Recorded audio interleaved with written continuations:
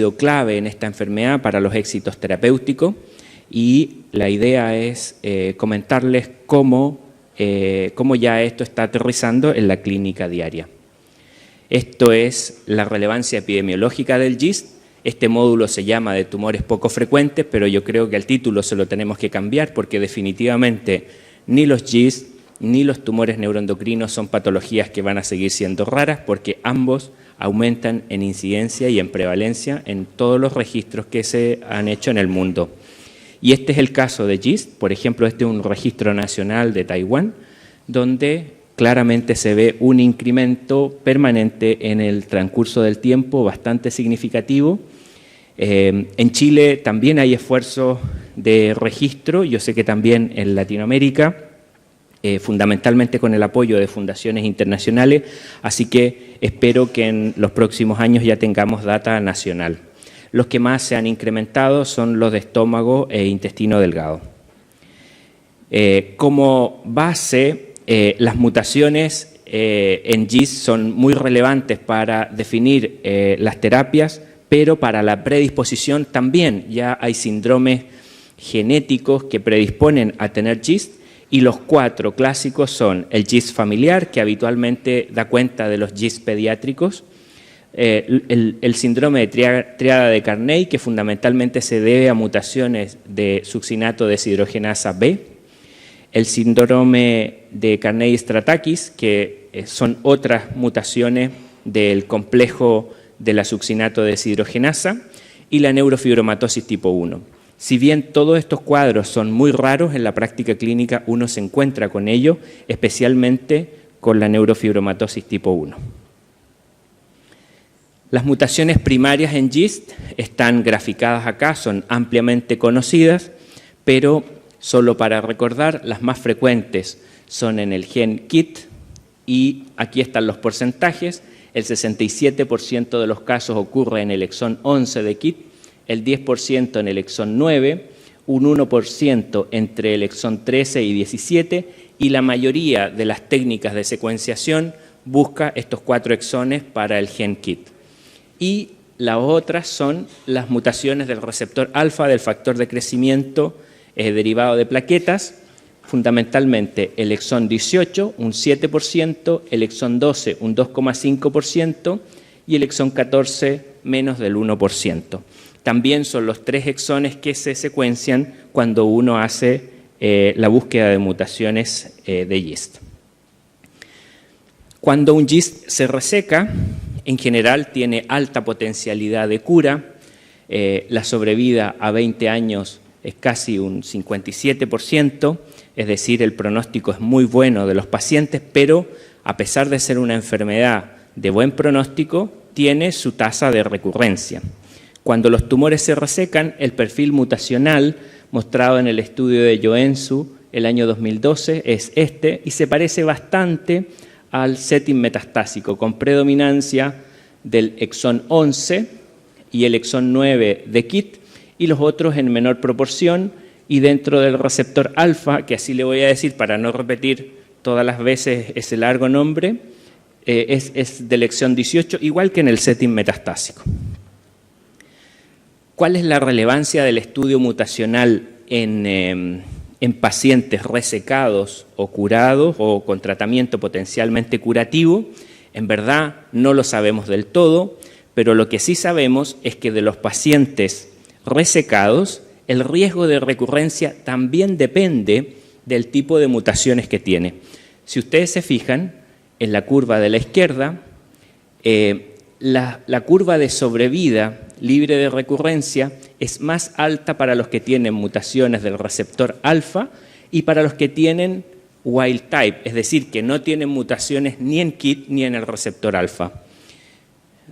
Y al contrario, la tasa de recurrencia de todos los pacientes y de los que tienen mutaciones en KIT suele ser más alta. Es decir, el tener estas mutaciones que son más raras, como del receptor alfa, o no tener mutaciones ni en el receptor alfa ni en KIT, es protector para los pacientes resecados.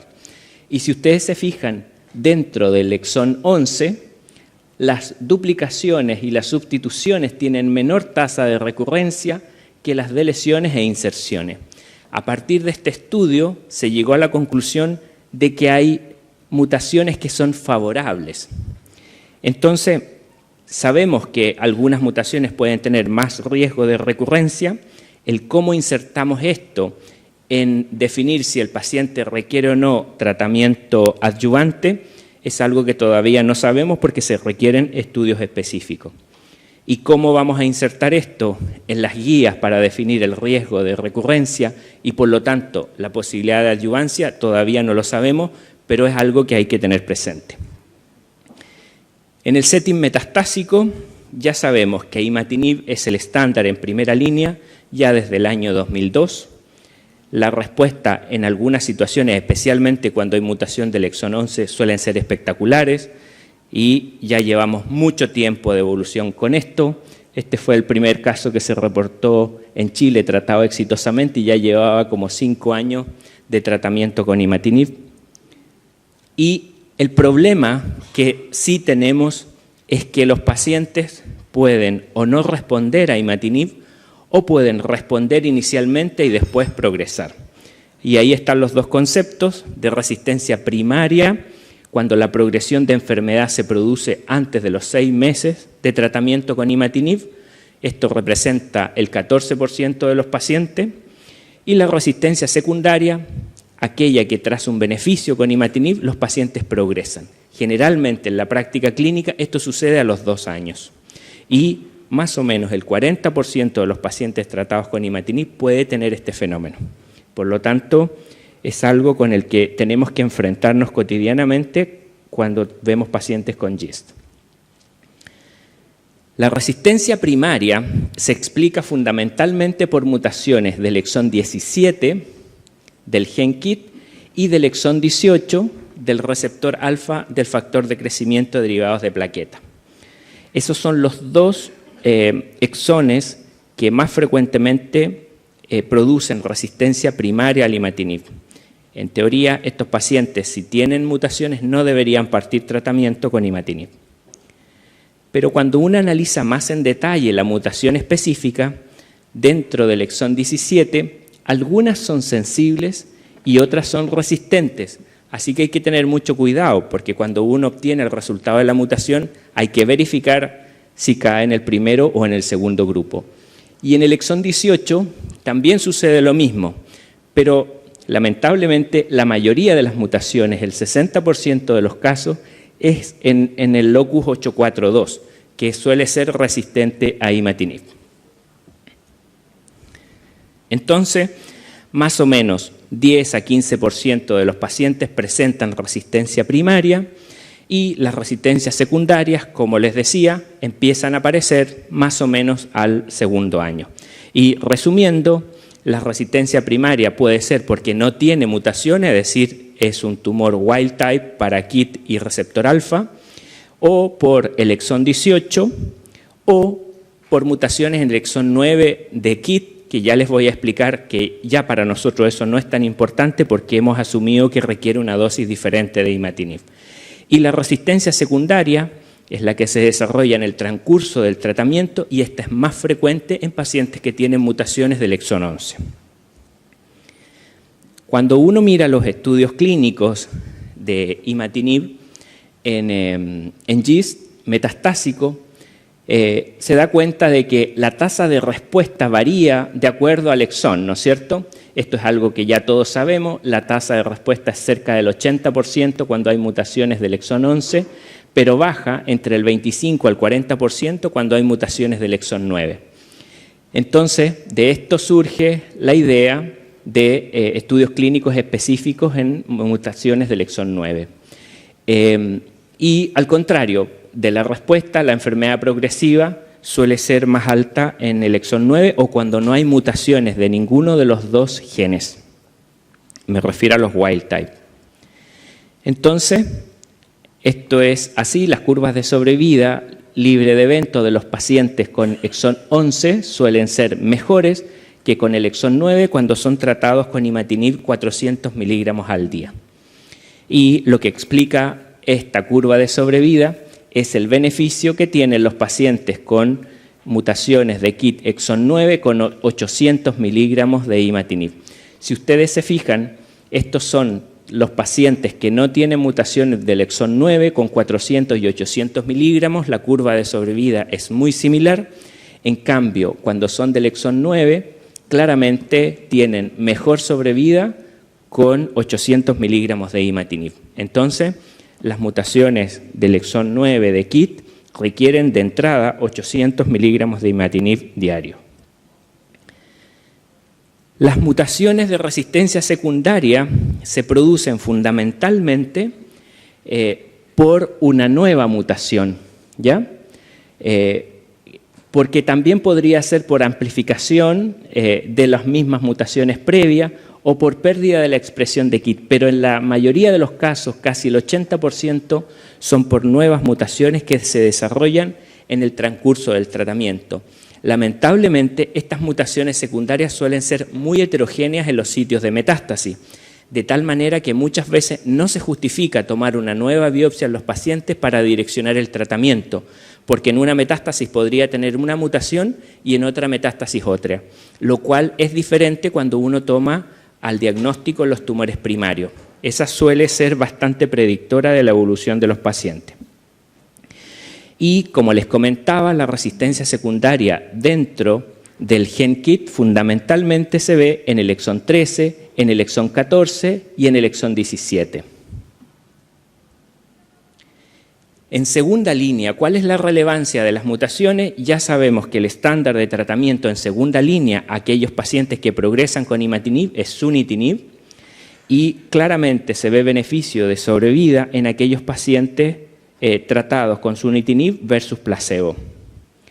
¿Qué pasa cuando uno analiza las curvas de sobrevida libre de progresión de los pacientes tratados con sunitinib post-imatinib? Se da cuenta que las curvas de sobrevida son mejores para los pacientes que tenían mutaciones del exón 9 o que son wild type para ambos genes. No así para los que tenían de partida una mutación en el exón 11. En conclusión, los pacientes con imatinib con progresión a imatinib tienen mejor sobrevida con sunitinib, probablemente porque se van seleccionando en el transcurso del tratamiento.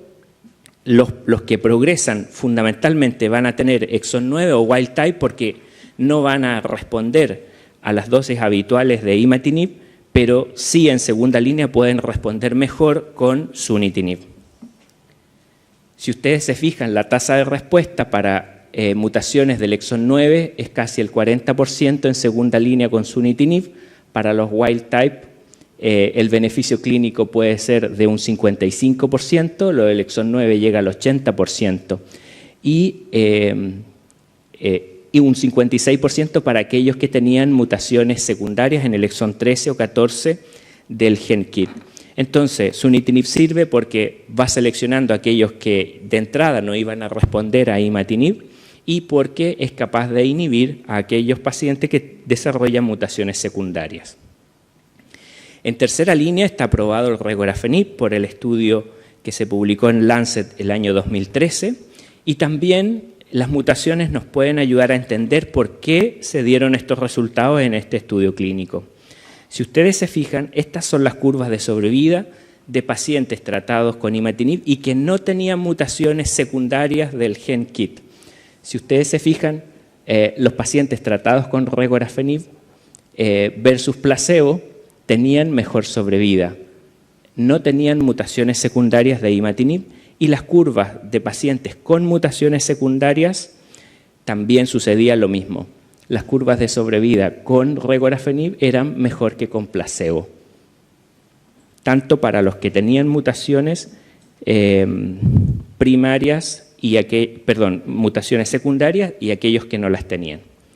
Por lo tanto, eso explica el beneficio de aquellos pacientes en tercera línea que habían progresado con imatinib y sunitinib. ¿Y por qué puede ser esto? Fundamentalmente porque el perfil inhibitorio de regorafenib es mucho más amplio que el de imatinib y el de sunitinib. Así que probablemente el efecto angiogénico o quizás independiente de las mutaciones puede ser el que explique el beneficio clínico en los pacientes. Esta, como todas las patologías oncológicas, ya tiene su clasificación molecular. El GIST no ha sido diferente. También hay una clasificación molecular del GIST, pero gracias a Dios aquí nos coincidió con las mutaciones. Estas mutaciones son driver y por lo tanto direccionan mucho el grupo de mutaciones o de alteraciones moleculares que se producen en los pacientes con GIST. Y la clasificación molecular los separaría en 3 grandes grupos: aquellos que tienen mutaciones del KIT, aquellos que tienen mutaciones del receptor alfa del factor de crecimiento derivado de plaquetas y aquellos que no las tienen.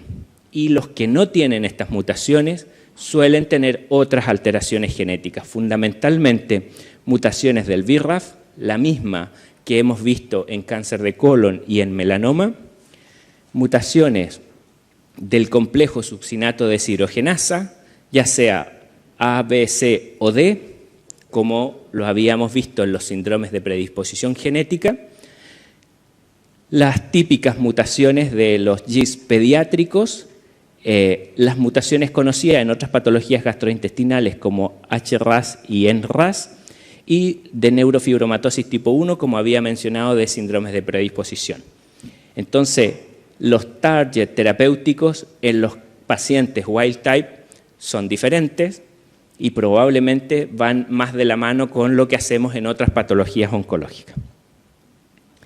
Como conclusiones, GIST presenta un incremento e incidencia y prevalencia que nos debe hacer decir que ya no es una enfermedad rara.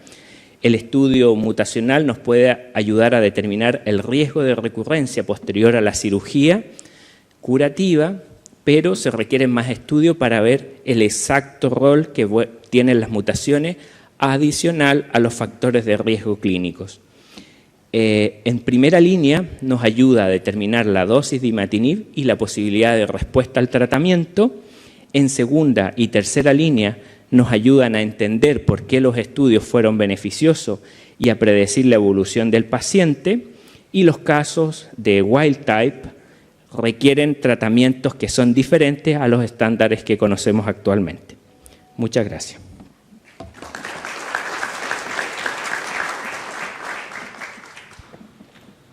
Bueno, vamos a dejar las preguntas para después. A continuación, le vamos a presentar